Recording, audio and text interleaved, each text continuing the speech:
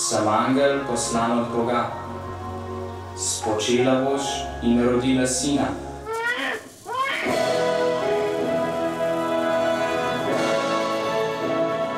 Pod 25 metrov visokim slapom se poleg svetopisanske odvija tudi moderna zgodba. Govori o tem, kako se trudijo bogataši goljufati malega človeka. S predstavo želijo gledalce opomniti, naj prevlada dobro in ne zlo.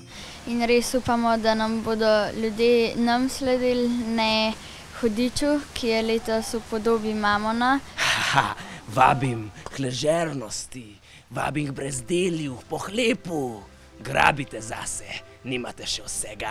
Ker si tudi obiskovalci želijo vsako leto videti čim več, je tu poleg predstav še ledena dežela. Na vhodu vas bo pozdravil Ledenko.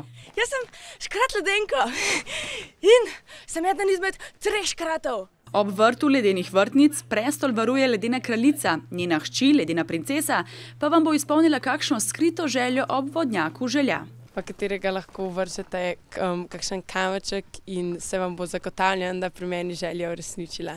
Da bi ustvarjalcem dežele uspelo uresničiti projekt, so se morali igralci naučiti hoje in plesa v derezah. Vse je skrbno načrtovano. Ker moramo paziti na temperature, da se ne topi led, da ne pride v juge in da ne bi slučajen kakšen kos ledu padel na naše igralce.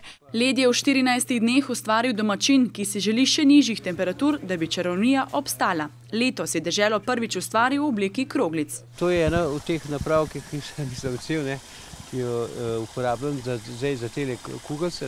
Najbolj tam -10 do 15, potem lahko brez problema ustvarjaš, kar hočeš. Upam, da ste kje na toplem, kajti tu v moji strani imamo precej nizke temperature. Vi se le udobno namestite, kajti čez nekaj trenutkov bo prav od tu vzletela posebna božična raketa.